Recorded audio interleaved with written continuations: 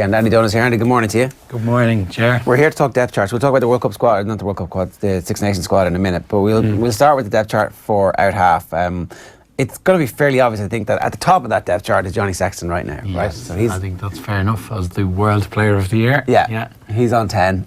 Joey Carbery's on 7. I would have Carbery up around 8.5, 9, 9.5. Yes, so would I. I tried to get Tommy to change that about 5 minutes ago in studio. So no, I would have Joey up beyond the 7. I would have Ross Byrne beyond the 6, and I'd probably have Jack Carty, not as a overall view that he's a 5 out of 10 rugby player, but relative to where he is with Johnny Sexton being a 10 and a likely starter. Yeah, so we should explain this. 10 is a likelihood to start. So 10 he's 100% likely to start when he's fit. That's what we're saying, and the rest of them is the pecking order is fairly well established. I thought Ross Byrne did really well at the weekend. Yeah. Again, it was behind a fairly dominant pack, so it would be nice to see him play a match where that pack is getting destroyed and they still win because of him somehow carrying the team. It's an unusual scenario for Leinster these days. It doesn't happen very much. Yeah, what Rory mentioned on Monday Night Rugby there with Joe, to me, is probably a key point. We were very reliant on Johnny, and I think now what we're dealing with is a scenario, and a very viable one, where Johnny picks up a knock or Johnny's knee doesn't come through for the England game, and that there's a far greater degree of comfort among supporters, probably among management, and among more importantly the team itself and teammates, that Joey is perfectly suited to run in there and start. And Ross Byrne similarly is a guy who has a presence about him now that has a level of command around operating a team under duress.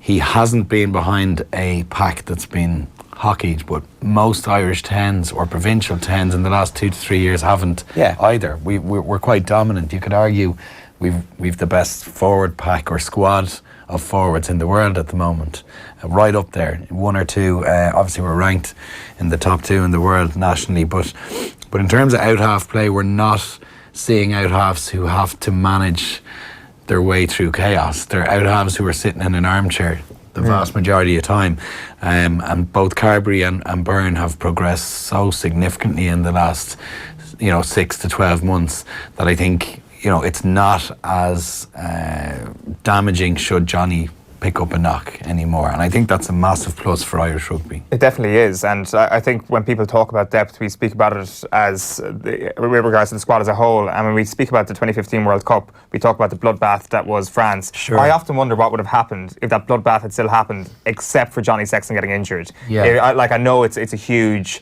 thing to say that Johnny Sexton would have swung the Argentina game, but ultimately from the start, having Johnny Sexton on that occasion, regardless of Paul O'Connell, regardless of O'Mahony, O'Brien, whatever, this would have been perhaps a different outcome. I'm not sure. I think that's just been really important for Schmidt over the last couple of years to have that back up at 10. Yeah, well, I think where that becomes relevant is the style of play we have with Johnny as a 10. It's very hierarchical, and everything, all roads lead towards Johnny's decisions, and that's been very effective, and it's worked for Irish rugby, and it's worked for Johnny, and it's worked for Joe. The worry for people from the outset looking in is, should Johnny go, we then have a very different structure on the field, and that structure is not all roads lead to Joey Carbery and all roads lead to Ross Byrne. There becomes a diluted responsibility among the group. Senior players step in, other people take a bit more control, so they start to share responsibility a bit more. It's just when Johnny is there, I think he's so forceful and a natural commanding presence that people will look to Johnny for guidance and leadership, and in his absence, I think that's why it was so key in that Argentina game back in 2015 when Johnny was injured and didn't play. It wasn't something the team were used to functioning without him. We've become used to functioning without him. There's a shared responsibility when he's not there, and it's actually a slightly different style of rugby we play. But it's not necessarily as damaging as it once was. We got killed in that Argentina game though because they attacked us out wide in a way that we were unprepared for. And that type of smash and grab in a one-off game can easily happen in a World Cup quarter-final. At any given moment. Are we ready? Are we going to, what the challenge that South Africa or New Zealand, who we will face if we make it to a quarter-final, we're probably ready for the challenge at New Zealand in that we have a fair idea of what their game plan is going to be. I mean, I wouldn't be, we probably have a fair idea what the Springboks one is going to be as well, do we? There's no chance of them suddenly morphing into I think Argentina and running it from everywhere. Well, I think wide. Possibly not with South Africa, but I think one of the challenges facing the Irish side is, even against the likes of an Argentinian side, I think a Scottish side first up who play a similar style of rugby. Yeah. The problem is, and the All Black skills coach for the last 2 World Cups, Mick Byrne, is on record regularly as saying, if we don't know what we're going to do, the opposition definitely don't. It's a very practical, I don't think he's being blasé. They have an approach where it's move the ball, use width, pass out of the tackle, but they don't have 5, 6, 7 phases of rugby prescribed. So they don't have templates. They don't have something you can watch on the video and say, the All Blacks do this, then they move here, then they move here. They don't. They are entirely unpredictable. So if you're the Irish side trying to analyse that, you've got to be comfortable with not knowing what's coming your way. You know the general style, but you can't anticipate, I suppose, systems. And that is an issue that I think Ireland have got a lot better at managing. The Argentinian one was a bit, they caught us completely on the hop, but they had been playing that way for about a year or two in the lead up to the World Cup. The thing was, they very much improved at executing that style of play. The Argies lost 78-12 to South Africa 18 months before the last World Cup, playing that way, but they learned how to do it better, and by the time they hit the 2015 World Cup, they peaked, unfortunately, against a weakened Irish side. But I think we've got better in general at anticipating how teams are going to play, but we can't ever unpick what the All Blacks are going to do next. Yeah, we had Keith Earls at 13 as well. Yeah. Which meant that we didn't have him on the wing as a defender, and it also meant that we didn't have somebody at 13 who was marshalling our defence. Like Jared Payne wasn't there. I just put on that Payne was gone as well. Yeah. No, it was the spine was taken out of our side. It was hugely significant. But I'd lean towards what Owen was saying earlier. Of all those injuries in that challenged us, I think the absence of Sexton that day is the one that changed the style with which we played the most. The absence of O'Mahony, O'Connell were significant in terms of leadership, but how you actually play on the field, the absence of Sexton was the one that affected us most. It's interesting when you talk about the idea of, if we don't know what we're going to do, then the opposition don't know what we're going to do. And well, we seem to know exactly what we're going to do. That's exactly it. I'm taking that idea on, and the potential that we're perhaps too prescriptive in what we do. It's obviously the strength of, I think they were talking about it, Bernard Jackman was talking about it in a pay-per-view on Sunday, that it may seem unprescriptive what they do carrying off rucks in the Leinster squad, but it is very prescriptive. They know exactly what they're about to do. Like, is that a danger from the out-half perspective, that we fall into a trap where we have a planned move, we know exactly what Johnny Sexton's going to do, despite the fact that he can execute it probably better than anybody in the world? I think there's a danger in general in being prescriptive, because it allows you can an opposition team will analyse us, and it can make us slightly predictable. But the counter argument to it is our execution levels are so good at the moment that it's very hard to stop, even when you know it's coming. And then underneath that, we've got a strength in depth, which are probably 2-3 deep now in most positions, which actually allows us to replicate that over an 80-minute period. We can play at that intensity level and repeat it, and then we can bring the bench to flood onto the field, fresh guys to do the same level of execution. So that's the counter argument. My concern, as a general rule, watching the Irish style is again that ruck count. We average about 140 rucks per game, and the other top 5 teams in the world average about 80 per game. So we've 60 additional rucks to win an international relative to other international sides. 60 more chances to get injured. Well, I mean, at the moment it's not affecting us because we're winning all the rucks, we're winning the matches, and it's just a question to say, is it very demanding or too demanding physically to do back-to-back for 7 weeks to win a World Cup?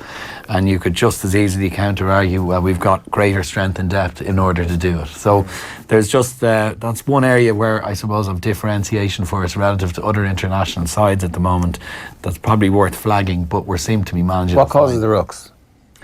the lack of offloads more often than not. Most of our forward runners will tuck and seek out contact and probably run at an angle where their head is looking at the floor. They're going to hit the floor, and they're preempted to hit a ruck in order to set up a next phase. If you look at the Scottish team, for example, or even Ulster, the way Ulster played against Racing on Saturday, it was a bit like watching the LA Lakers against another NBA side. It was very few guys were looking at the floor in order to set up a ruck to do the next phase that was in the plan, because there wasn't a plan, and the game was entirely broken up. Now, it was mayhem, it was chaos for the vast majority of 80 minutes, but better sides and better execution can reduce that level of chaos. We don't embrace that as a national side. We hit a lot of rucks, but we're very good at it. If you were Joe Schmidt now, right, knowing that you're coming to the end of your tenure and knowing that no one has ever made it past the quarterfinals and that your style of play so far has been utterly reliant on Johnny Sexton, do you use this injury as an excuse to see what happens when, in a massive game, we start with a 10 who isn't Johnny Sexton and you put in Joey Carbery? The whole point of your experiment that you forced through was that you were going to have Joey Carbery available as a 10 for big games. And now you need to see how he does in those big games. And don't tell me Italy is a big game, because it ain't. Yeah. So let's go. Let's roll. Yeah, I'd be quite surprised if Joe doesn't give Joey Carbery a start in one of the Six Nations games. He gave him a start. He gave him a start in the Italy game, and we'll all be like, "Oh yeah, that's great." He gave him a start in Australia in the first test away from home, and we were winning when Joey went off the field. So I mean, history has a way of being vague at times. And people go, look, we lost the first test, Johnny Sexton didn't start. But we were winning when Joey Carbery left the field after 60 minutes in the first test, away in Australia. Now, I think Johnny's impact in the second and third tests were huge, and we reversed a 1-0 deficit. But it is instructive and important to look at the fact Joey started in Australia when Johnny was fit. Joe gave him the selection, and I'm sure Johnny wasn't overly happy about it. I don't think he was. But it was a smart move. It was probably a reward to Joey for moving to Munster. There was a lot going on at that stage, but Joey did well in that 60-minute period. So he's worked under stress. He's worked as a first choice selection in a big test match away from home, and I think on the back of that Australia performance and then the recent performances for Munster in the Heineken and the Pro 14, I would be quite surprised if Joe Schmidt doesn't give him a nod for one of the big games, not the Italy game. The England game being the perfect example where you still have this, Sexton's ready to go, we could play him, but actually we just want to give him that little extra week to make sure he's fully fit. Everybody, the cover of darkness if they want it, basically. They could. They use all the time. Yes, as Rory said, Irish injuries are hard to explain at times. Well, I mean, they're fully within their rights to keep it to themselves sometimes, but it does pique interest and curiosity more at times. Yeah. But, I don't know, will he go ahead and give Joey a start against England? I think what I would do as a betting man would say Joey will get a start in one of the bigger games, but I'm not sure it'll be England. All right. I mean, I definitely won't be surprised if it does happen in that one. Let's move on to the scrum-halves, because obviously here we have another 10 situation with Conor Murray. Behind him is Luke McGrath. We're going to probably recalibrate this right now, because Luke McGrath's out for 8 weeks. It's been confirmed. Okay. It's is it medial ligament damage? Certainly knee ligament damage anyway. Okay. John Cooney, I think that John Cooney is just one of the most unfortunate people at the moment in Irish rugby, where the opportunity last weekend was there in a game which ultimately they were going to win. Yeah. I don't think it was a guarantee they were going to beat Racing last week. No, but and actually, in hindsight, though, Dave Shanahan came in and did a really, really impressive job. I know he's not. He looks young, Dave Shanahan, but he's 25 and he's been around the Ulster squad for a while. But he had a really, really good game, and he was actually the one rock of sense in that Ulster side that, as I mentioned before, at times looked like the LA Lakers throwing the ball around. Except for the fact that he started a fight against a big guy. That would probably make the most sense. Most scrum halves need to be a little bit chirpy and punchy, and it was actually good to see that in his game. But actually he was very controlled, very measured. Passing was good. Some of his box kicks were excellent. His work rate was good. So to be fair to Shanahan, he stepped into the breach very well. In terms of Cooney, very unfortunate. But the injury profile across our nines, all four of them at the moment, is a little worrying. We've Murray's neck history. McGrath has picked up an ankle injury at crucial stages last year, which affected his form and affected his selection. Marmion's had a couple of knocks, and now Cooney, I'm not sure what the actual nature of his injury is, but Dan McFarlane wouldn't confirm on Saturday, actually, pre or post game. McGrath's injury as a medial ligament, probably 6 to 8 weeks. Yeah, it's not something that's going to affect his World Cup, in terms of being fit at that stage, but it's certainly going to affect his chances in Six Nations. It rules him out, and that massively affects his chances. So I think we do have to maybe. Marmion's going to be back in the middle of the I would have thought Marmion's going to be second choice there now straight away. From my point of view, I had Cooney there ahead of Marmion. If everyone's fit, I think there's very little difference between McGrath and Marmion, and Cooney is a place kicker, and I think if you're bringing 3 scrum halves to a World Cup, a guy who can place kick at his level is worth having as an additional string to his bow, which is probably maybe his unique selling point relative to the other 2 scrum halves who are very similar. That's interesting. So do you think Joe Schmidt would go along with the idea that Marmion is 4th placed and not getting on the plane if everybody's fit? No, I don't think Joe's going to agree with me on this one. That's just my own opinion. I think it seems to be Joe's favourite options at the moment. I think fairly clearly are obviously Murray, and then it seems to be Marmion as a clear second choice. From my point of view, I think McGrath is probably a little bit better around the field in terms of his contribution in attack, second touches, support lines, even his try scoring rate's quite high for a 9. Their passing is very, very similar, McGrath and Marmion, and their work rate similar. They're just very, very similar players. Both of them have reasonable box kicks, not as good as Murray, but a reasonably good command of that area. So with very little to decide between those two, you look at Cooney again, who's probably maybe not as good around the field as the 2 of those in terms of his attack, but is a serious backup option as a place kicker. And if we look at the last World Cup and problems around injuries and a sudden truckload of injuries, to have a guy who can place kick at European level under pressure is worthwhile being in your squad. Yeah, definitely, yeah. It's become a little bit less important since Joey Sexton has since Joey Carbery. Yeah, there you go. Since Carbery's nailed 17 in a row after the Cast game, suddenly it's like him and Byrne, you would expect to be able to, and Murray being there as well. So absolutely, yeah. But it's certainly 6 weeks ago you were like, it's very important to have a 9 who can also kick and take a bit of pressure off a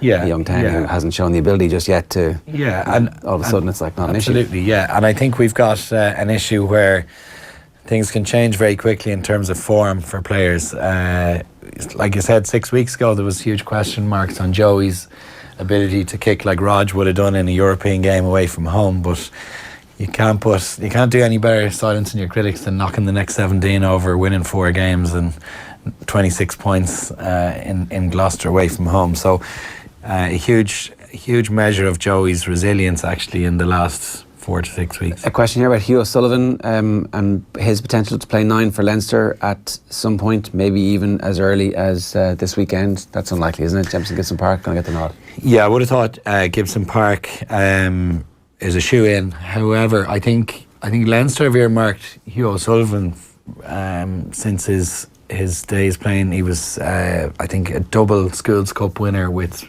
Belvedere College. However, he actually won both his medals as a fullback. Right.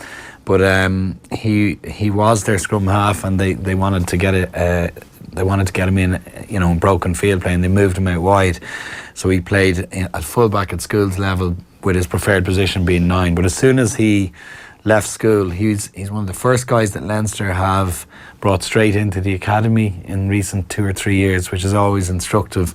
A lot of guys now go through the club system or the sub-academy system and have to work their way into that academy system, but to get straight into it out of your school, your last school season, doesn't happen a lot.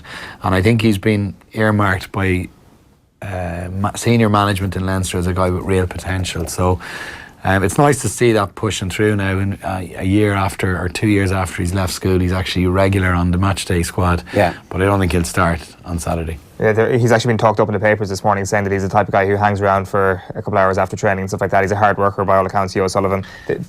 Yeah, I think that's brilliant. It's a great. I just laughed when I used to go and place kick on my own in a different ground so I could concentrate. But Tom Tierney, who was former Irish international, was playing with me down in Connacht, drove past me in Galwegians, got out of the car and said, "What are you doing kicking on your own?" And I said, "Well, I'm just doing extras." He said, "Extras don't count unless the coaches can see." Yeah.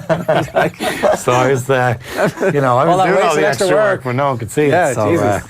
Yeah, it's great that Hugh O'Sullivan is sticking around, very visible in front of the coaching staff to do the work. The other doing person, all the right things. The other person in that position who obviously is going to become a name from an Irish perspective over the next couple of weeks is Caelan Blade, because of the injury profile of the rest of the squad. What's your take on Blade? Is he a potential bolter if the injury profile is particularly grim come the end of the year? Yes. Well, I mean, I think his issue for me technically is his passing.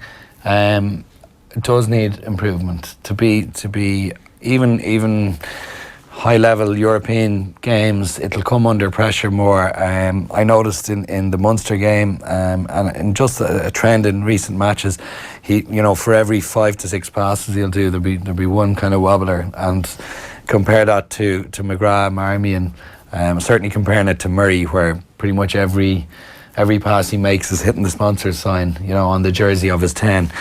There's a consistency to that is invaluable in terms of how the team attacks in general. That split second that the speed and accuracy of a nines pass gives to the whole team attack is huge. And I think Blade, that's just an area for him to work on. He's a full-time professional. I'm sure he's working on it every day. But I do see him as a 9. The rest of his game is excellent. Physicality, work rate, speed, a threat around the fringes, they're all huge positives. But his one and key job as a 9 is to be a brilliant passer, and I think he needs to work on that. Super bonus points for the name, though. I mean, if you want a Blade in your squad. Yeah, he sounds like a superhero. Yeah, exactly. Come on.